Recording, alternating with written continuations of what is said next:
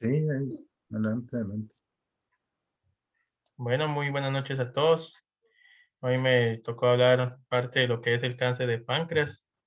Entonces, los temas a tratar ahorita es epidemiología, clínica de la presentación clínica, factores de riesgo, cuáles son los objetivos del diagnóstico en estos pacientes, técnicas de imagen, cómo se hace el estadiaje, los criterios de resecabilidad y el tratamiento quirúrgico. Entonces, voy a empezar con un poco de epidemiología. Entonces, esos son datos del Globocan, que es una actualización de este mes, de 2021, en donde se mira que a nivel mundial, tanto en hombres y mujeres, es la 11ª enfermedad en incidencia a nivel mundial. Más o menos se diagnostica al año casi medio millón de pacientes. Y en mortalidad, pues tenemos que es el cuarto tumor que casi la mayoría de los pacientes que diagnostican, pues tiene un índice de mortalidad de casi un 98%. Entonces es una mortalidad muy alta en estos pacientes diagnosticados. Eh, Más o menos la incidencia, pues lo que menciona el Globocan es que es más frecuente en lo que es Europa y también lo que es Estados Unidos. En nuestro país, pues es como un verde más claro. Pues lo que menciona es que casi no hay reporte de casos, pero ahorita vamos a ver más adelante. Ya dirigiéndose más específicamente en nuestro país, pues más o menos se tiene un promedio que somos 17 millones, casi 18. De estos, pues lo que es, se diagnostica más o menos 16,000 casos de cáncer. De estos cánceres que se dan diagnosticados, 9,000 fallecen. Y con una prevalencia de 5 años de 30,000 casos de cáncer. Entonces, en lo que es ya específicamente pues, cánceres a nivel de Guatemala, pues lo que yo encontré es que el cáncer de páncreas pues tiene una incidencia no de los 10 primeros, sino que ya es el 11º de los cánceres diagnosticados aquí. Pues como había mencionado, pues es una alta mortalidad, a pesar de que a diferencia del nivel mundial es el cuarto, pues aquí yo encontré que es el noveno en mortalidad, a comparación de los diferentes tipos de cáncer. Pues de 299 casos que más o menos se diagnostican al año, pues la mayoría fallecen, 293, tanto en hombres como mujeres. Y en lo que yo encontré, dependiendo de dónde uno lo vaya a leer, pues una supervivencia global de 9% a 5 años. Hay unos que mencionan que tiene un 3%, pero eso depende uno dónde lo va a leer. Entre la anatomía patológica de pues el 90% de todos los cánceres páncreas que se van diagnosticando, pues 90% son adenocarcinomas. Esto pues es más frecuente en la región de la cabeza de páncreas, un 70%. Ya un menor porcentaje, un 25%, pues se diagnostica en lo que es la cuerpo y la cola, y pues una minoría, un 10%, pues va a afectar todo lo que es la glándula pancreática. Lo que no leí es que la diseminación de estos pacientes pues es perineural, después sigue la linfática y un 50% de la venosa a través de la vía porta. Entonces, donde más se disemina es por eso es que tiene una diseminación más frecuente en lo que es hígado, seguido de lo que es los ganglios periregionales que rodean el páncreas, pues por la localidad también es donde localizan es peritoneo en el aumento mayor y menor. De ahí, pues, lo que en frecuencia, pues, vi que es óseas y de último, pues, pulmón. Pues ahí todo eso es donde se va diseminando. En- ya sacando eso de la epidemiología, pues ya vamos a lo que son los factores clínicos en estos pacientes. Pues es difícil de sospechar un cáncer de páncreas porque uno, pues, no tiene mucha, una clínica muy específica Pero ahorita vamos a orientar nuestro diagnóstico. ¿Y por qué no se presenta tanto la clínica? Pues donde lo leí es que por estar en una localización retroperitonea, pues no va a presentar síntomas hasta que pase más o menos un periodo de 7 años. Entonces ya desde que inicia hasta ya presentar clínicas, pues tiene un periodo de latencia de lo que es 7 años de esta enfermedad. Y pues los signos de que uno va a encontrar es ya cuando el paciente pues ya tiene metástasis. Y entre estos, pues la clínica o la triada de estos pacientes es ictericia, dolor abdominal y pues va a tener pérdida de peso. Y pues esos, pues como había mencionado, pues ya en esta presentación, pues ya un 85% pues ya va a tener una enfermedad localmente avanzada o enfermedad metastásica.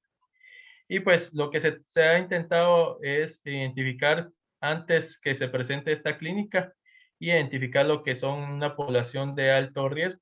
Y eso es lo que voy a mencionar a continuación. Entonces, ya me enfocando que en la clínica, pues según en la LICIA, es un dolor de aparecimiento crónico, pues recordando que más o menos un periodo de latencia de 7 años. La localización, pues es más en la región epigástrica.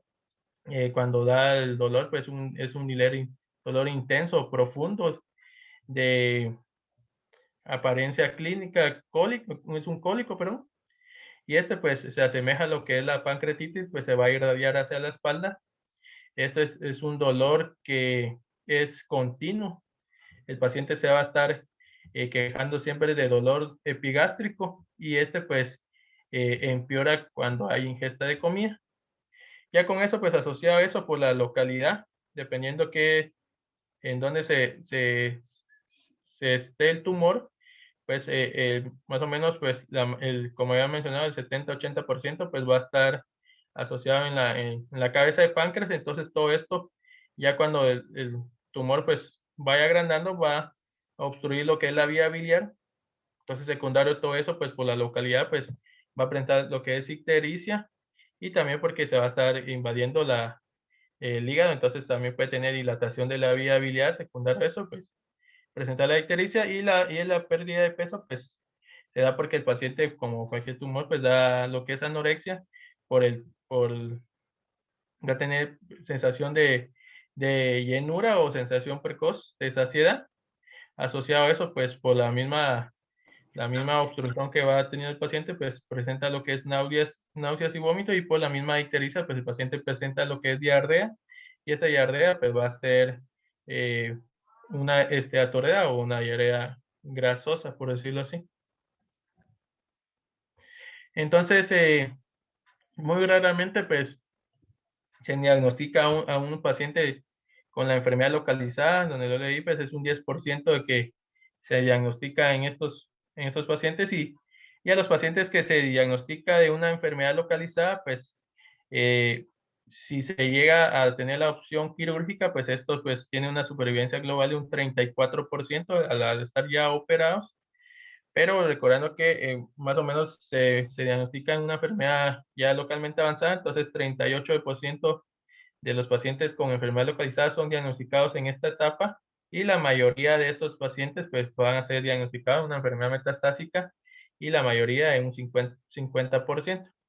Entonces allá en esta literatura decía que cuando ya se diagnostica una enfermedad metastásica, pues la supervivencia global de estos pacientes a 5 años es de un 3%.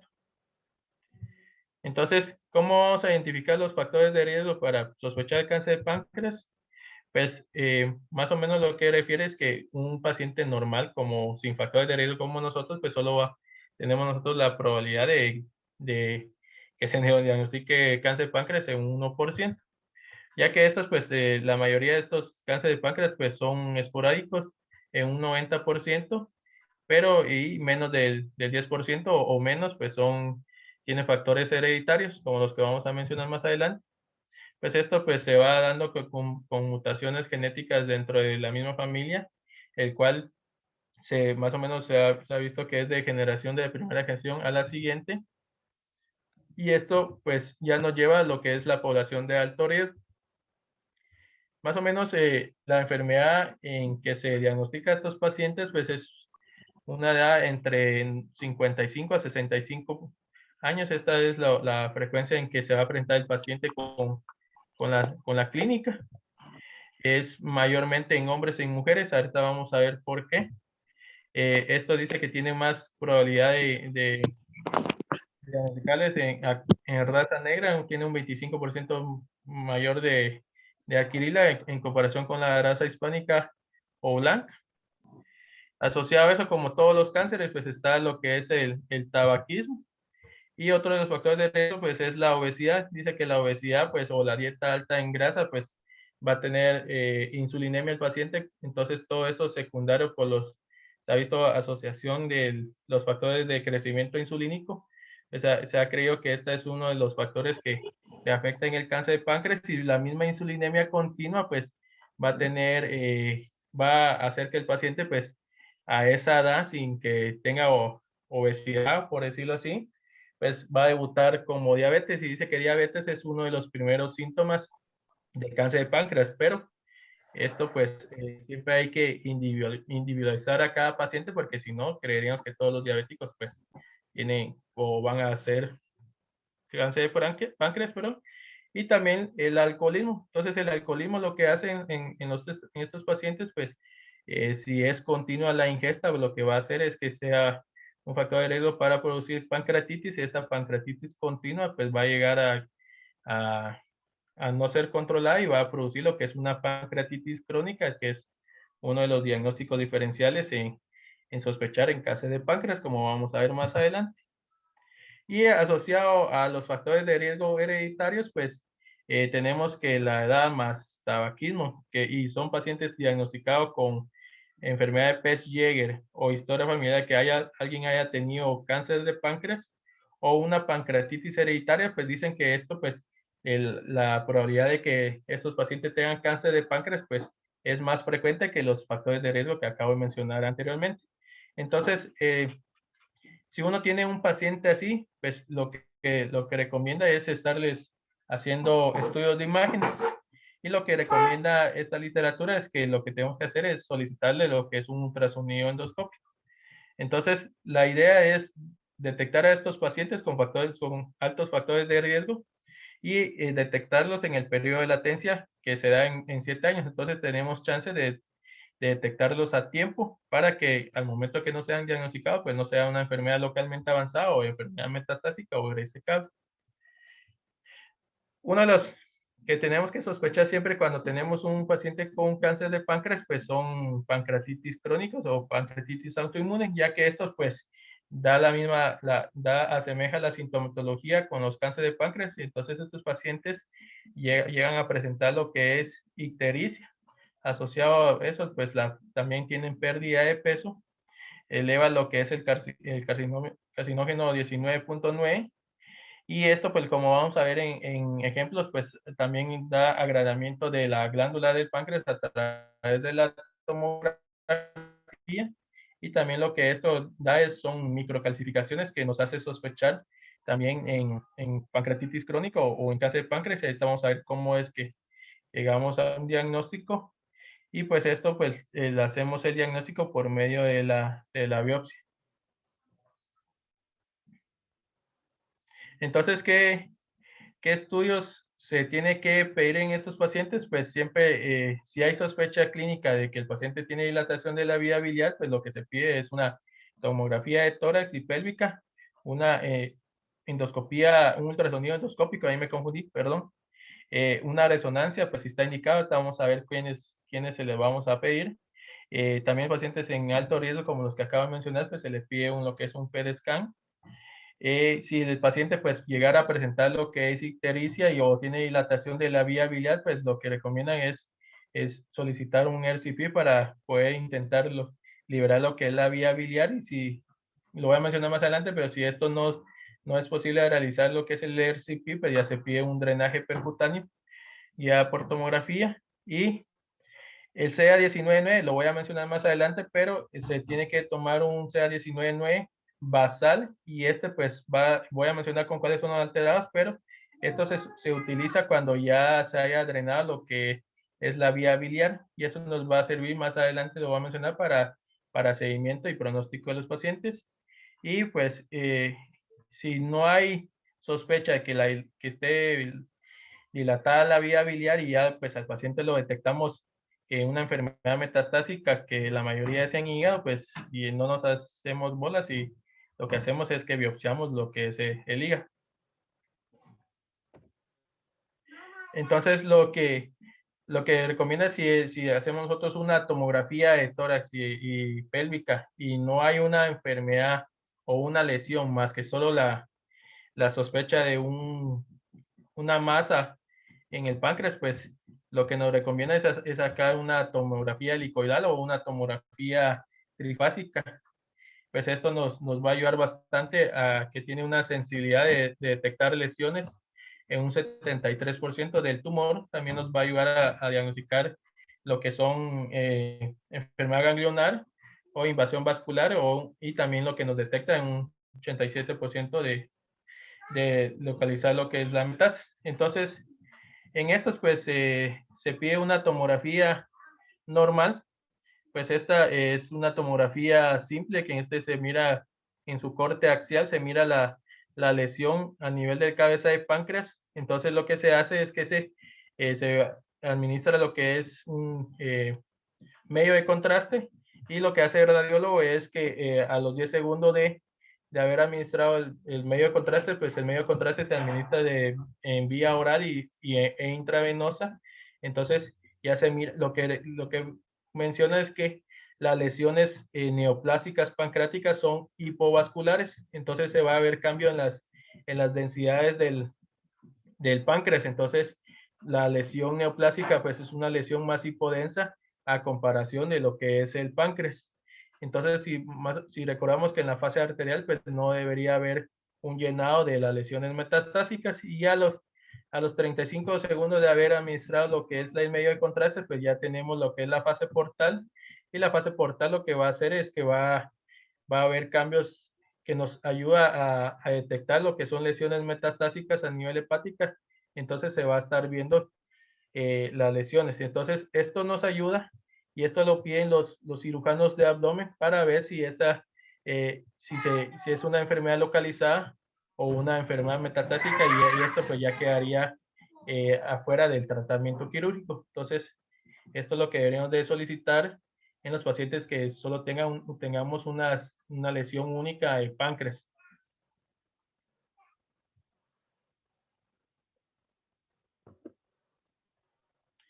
Otra cosa es que dice que es un estudio complementario. Es que a comparación de la tomografía trifásica, lo que refiere es que si es una enfermedad localizada, lo que va a hacer es que no va a detectar lesiones neoplásicas que estén abajo de 2 centímetros. Entonces, lo tenemos que completar siempre con lo que es un ultrasonido endoscópico. Y el ultrasonido endoscópico lo que nos ayuda es a detectar lo que son lesiones neoplásicas o quistes pancreáticos que sean menor de 2 centímetros. Entonces, esto lo que nos ayuda también es, a comparación de la tomografía trifásica, pues nos ayuda a obtener lo que es una biopsia. Otra de las cosas que hemos visto en clases anteriores, pues tiene que tener una buena experiencia el que vaya a realizar el ultrasonido, porque ya que es operador dependiente.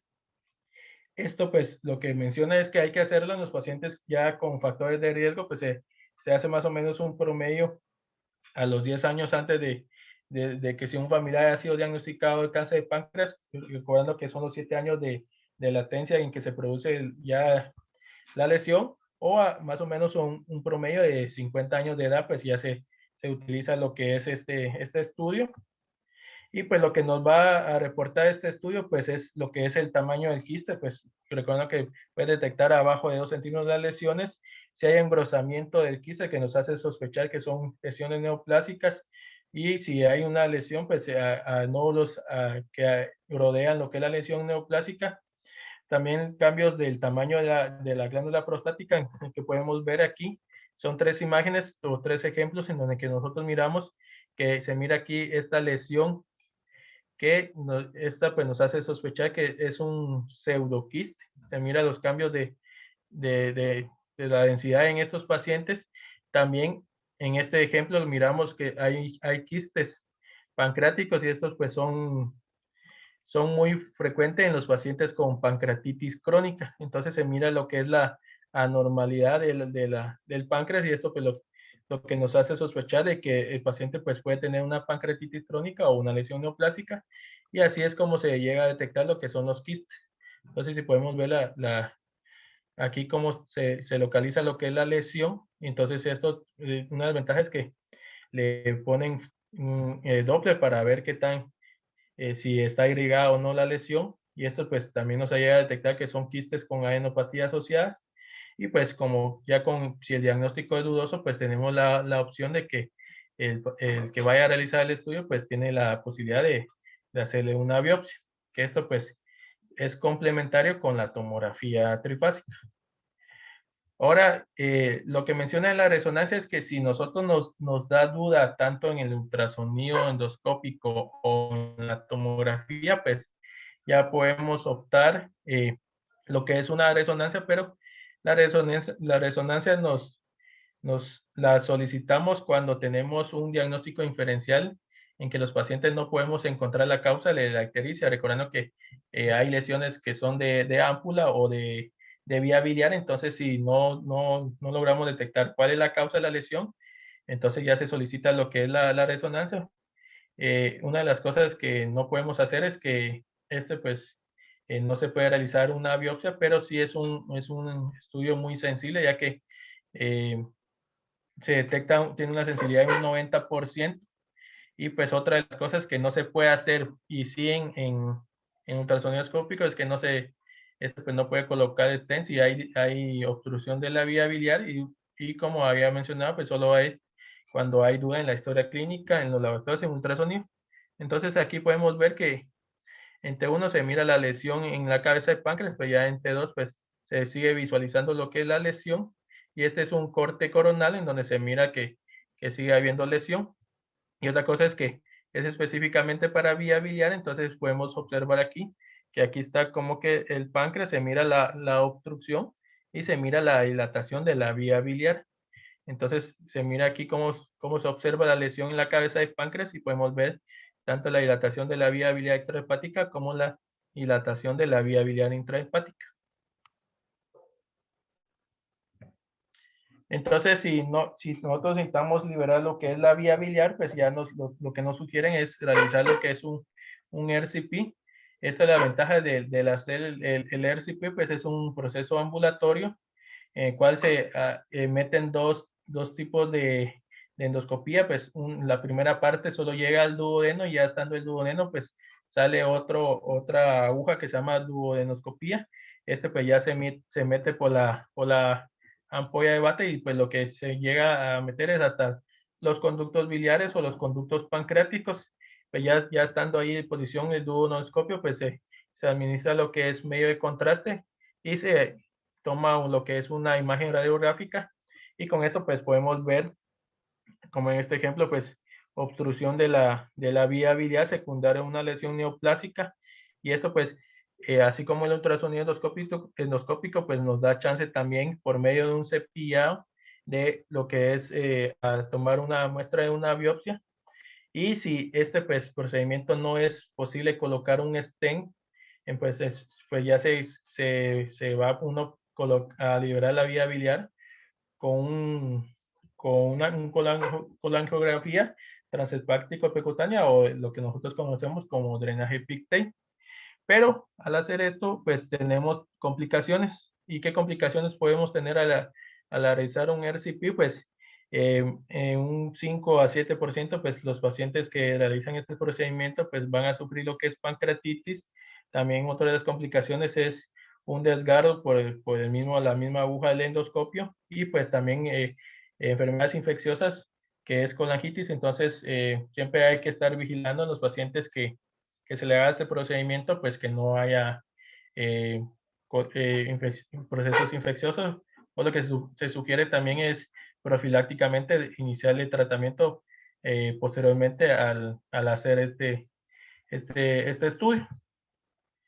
Y otra de las cosas que mencionaba la guía, pues es hacer una tomografía de emisión por positrones o del PET scan, pues esto nos ayuda a detectar lo que es lesiones metastásicas en hígado, en peritoneo, que son de las lesiones donde más frecuentes van a estar a nivel óseo, pulmón o pleura.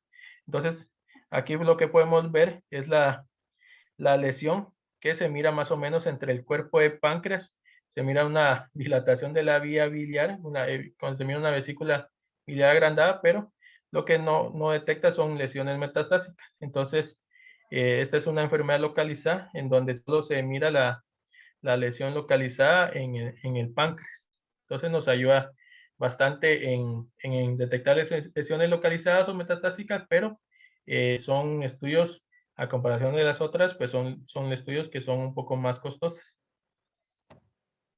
Entonces, ¿qué es lo que se hace? Entonces se administra lo que es este sustrato que se llama fluoro 18 fluorodexoglucosa, que esto lo detecta la lesión neoplásica, pues nos ayuda a evaluar lo que es la lesión primaria, o si hay una lesión localmente avanzada con una enfermedad regional o la metástasis a distancia. Otra cosa que nos ayuda bastante es el CA19-9, pues este es el único biomarcador que está aprobado por la FDA. No es una herramienta diagnóstica, pero se utiliza en el momento de que se haya liberado la vía biliar, pues nos ayuda bastante a detectar lo que es un pronóstico o recurrencia. Entonces, si el CA19-9 no es tan elevado, pues esto le va a orientar al cirujano en que la enfermedad pues no está tan avanzada, no está con enfermedad regional o enfermedad metastásica. Esa es una de las cosas que me había mencionado el doctor Callao, que es el cirujano abdominal, pero esto pues se puede elevar por muchas causas.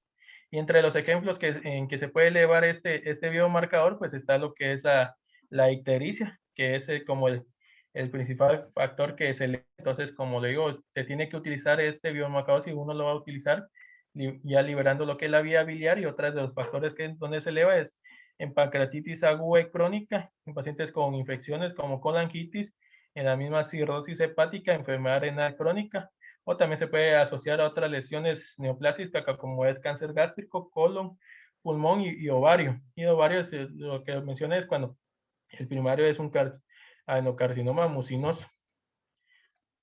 Entonces, si ya teniendo todos esos estudios, pues ya se puede realizar lo que es la estadificación del cáncer de páncreas, pero recordando que el TNM pues es una lesión localizada cuando es una lesión abajo de 2 centímetros, que es lo que podemos detectarlo por medio del ultrasonido endoscópico. Ya si esta lesión pues ya está más agrandada y no pasa de 4 centímetros, pues ya es un T2.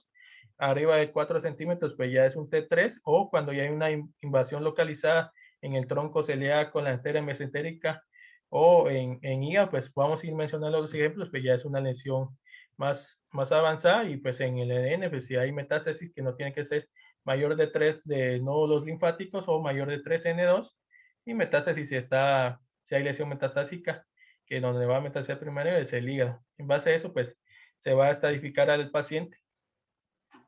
Y pues en base a eso, pues nosotros vamos a ver si el paciente pues tiene una enfermedad localizada, una enfermedad localmente avanzada o una enfermedad metastásica. ¿Y cómo se hace eso? Pues hay criterios de resecabilidad, que esto pues es muy cargada la diapositiva, pero lo voy a mencionar ahorita con imágenes. Entonces, esto, mire, vamos a del principio. Si una enfermedad es resecable, esta es lo que es la cabeza del páncreas. Esto tenemos lo que es el duodeno. Aquí está imaginariamente podemos imaginar que aquí está la ampolla de Vater y aquí viene la vía biliar. Entonces, si la lesión está localizada, que en la mayoría de estos pacientes va a estar en cabeza del páncreas, entonces esto no llega a tocar lo que es la vena mesentérica y la arteria mesentérica superior, pues nosotros podemos decir que esto es una enfermedad resecable. Aquí está lo que es la aorta y aquí tenemos lo que es la vena cava, y este es el cuerpo vertebral. Ahora sí, si la lesión, pues lo que mencionan es un criterio de resecabilidad tipo borderline. Entonces, el borderline, tenemos que convencer al cirujano que lo que van a ver ellos es que envuelve lo que es la mesentérica superior, y tanto también toca lo que es la arteria mesentérica superior, pero esto no tiene que estar arriba de 180 grados. Entonces ahí podemos decir que todavía la idea es, se va a mencionar en otras clases, pero es valorar lo que es neoadyuvancia para intentar ver que esto sea una enfermedad resecable y llegar al R0 cuando se llegue a operar al paciente. Ahora ya podemos decir que la enfermedad está localmente avanzada cuando ya no solo lo rodea, sino que ya se mete a la estructura que es la mesentérica superior o la vena, perdón, o la arteria. Esto pues ya también toca lo que es la vena cava o la aorta. Pues entonces esto ya queda fuera de tratamiento quirúrgico como lo miramos aquí. Ya con eso pues ya podemos decir que el paciente pues no es candidato a quirúrgico. Entonces hay varios criterios de resecabilidad, pues uno es tanto arterial como venoso. Entonces, si el tumor no toca lo que es la mesentérica superior, como acabo de mencionar, o la hepática común, pues es una enfermedad resecable. Y si no toca también lo que es la vena mesentérica superior o la vena porta, pues podemos decir que el paciente pues, se beneficia de un tratamiento quirúrgico. O los borderline o los márgenes resecables es cuando toca lo que es el tumor, como acabamos de ver el ejemplo, pero donde no es lo rodea, lo rodea en menos de 180 grados, tanto arterial como venosa. Y pues ya cuando lo rodea más de 180 grados, pues ya podemos decir lo que es una enfermedad localmente avanzada. Y esto pues hay diferentes criterios, tanto si la lesión neoplásica es en la cabeza o en el proceso signado del páncreas, pues va a tocar lo que es la arteria mesentérica superior o la arteria celíaca. Y si la lesión es en cuerpo, en cola, pues lo que va a tocar es la mesentérica también, pero es un mayor de 180 grados, o la celíaca, pero también va a tocar lo que es la aorta o la arteria celíaca, como podemos ver aquí. Si fuera un poquito más de cuerpo y de cola, pues ya, si conforme va creciendo el tumor, pues ya va a estar tocando lo que es la aorta. Entonces, en base a eso, pues ya se puede mencionar lo que es el tratamiento quirúrgico, pues en estos pacientes, pues ya si la enfermedad es resecable, pues podemos presentar el caso a los expertos que son los cirujanos abdominales, y es pues una de las cosas que ellos tienen que tomar en cuenta en que si el paciente es candidato a tratamiento quirúrgico, uno es que es que ellos tienen que resecar lo que es el tumor primario y pues los ganglios regionales conforme vayan ellos observando y recordando el tratamiento quirúrgico pues es la única técnica potencialmente curativa en estos pacientes, recordando que esto más o menos da un 32% de supervivencia global a 5 años en los pacientes que hayan sido operados. Entonces, ¿qué es lo primero que, si el paciente es candidato a que sea resecable la enfermedad? Pues el primero que tiene que ver el paciente cuando se ha llevado una laparotomía, que es la mayoría que usa, pues ver que no haya enfermedad en peritoneo, en hígado, y que no haya ganglios metastásicos, porque ¿qué pasa si el cirujano ve lesiones en esto? Pues ya queda fuera de tratamiento quirúrgico.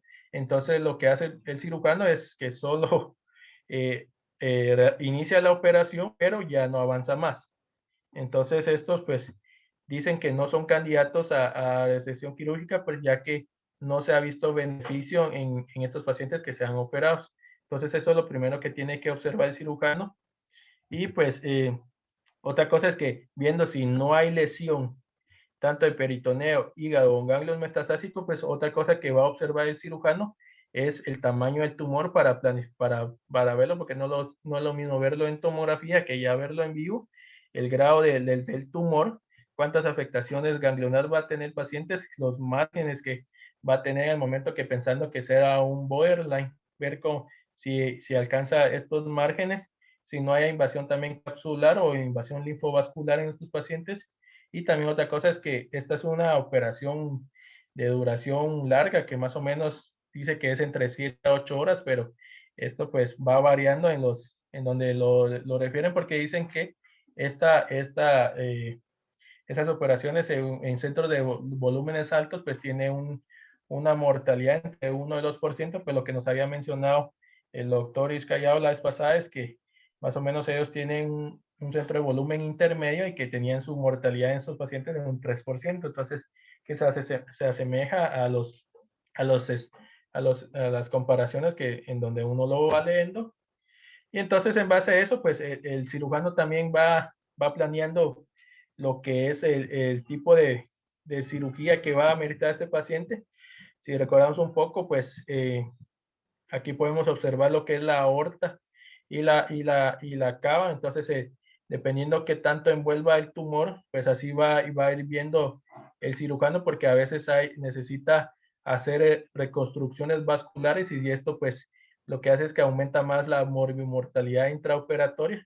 Entonces, dependiendo en dónde esté localizado el tumor, pues así él va a optar la vía quirúrgica. Entonces, ¿qué tipo de cirugía hay? Pues se hace la pancreatodoctomía. Esta pues lo voy a mencionar ahorita, pues es la conocida como WIRP. O si la lesión es esto, pues la WIRPU se utiliza si la lesión neoplásica es en el proceso uncinado o en la cabeza de páncreas. Si la lesión está en el cuerpo o en la cola de páncreas, pues ya se hace lo que es la pancreatomía distal, voy a mencionar más adelante. Y pues otra de las técnicas quirúrgicas que mencionan en la bibliografía es una pancreatomía total, pero vamos a ir viendo esto. Entonces, la técnica WIRP, entonces, ¿qué es lo que hace? Es que el cirujano lo que va a quitar es lo que es la vesícula, la vía biliar común, va a quitar lo que es todo el proceso insulinado, la cabeza de páncreas, pues va a llegar a lo que es el cuerpo, va a quitar lo que es la primera porción perdón, la segunda y tercera porción del duodeno, y esto pues lo que va a hacer es, va a jalar lo que queda del intestino, pues esto lo va a unir tanto a lo que es el estómago, hace una anastomosis en el estómago, y también lo que es el páncreas, pues recordando que, y con la vía biliar, esto pues más o menos es lo que hace el cirujano, pero lo que nos decía el doctor Callao, que no es lo mismo verlo en estos diagramas que ya verlo en vivo. Entonces, extirpa lo que es la cabeza del páncreas, la primera parte del duodeno, la vesícula biliar y el conducto biliar. Y esto pues es la cirugía de elección en los pacientes con lesión neoplásica en cabeza de páncreas, intestino y conducto biliar. O sea, entonces esta misma técnica quirúrgica se hace también en los pacientes con tumores de ámpula o en tumores de la vía biliar. Entonces eso son las tres técnicas quirúrgicas.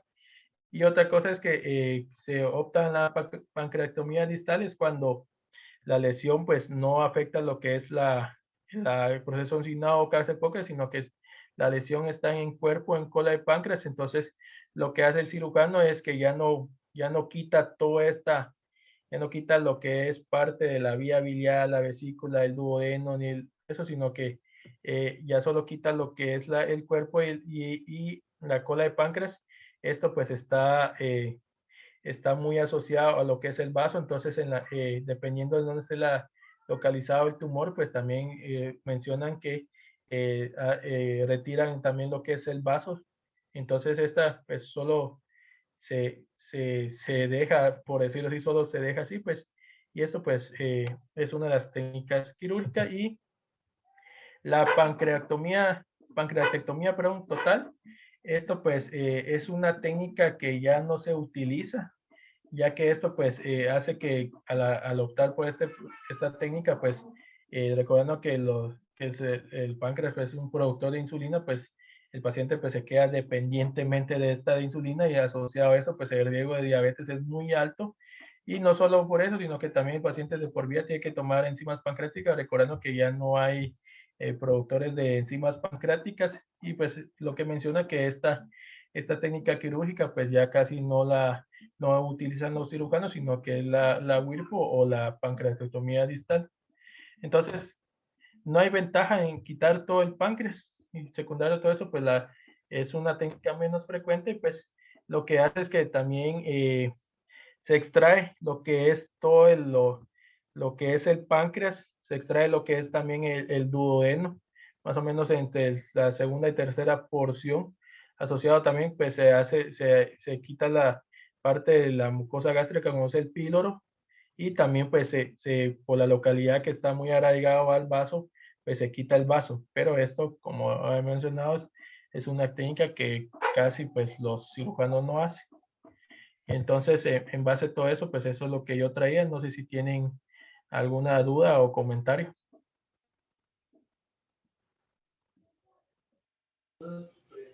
No sé si tienen algún comentario.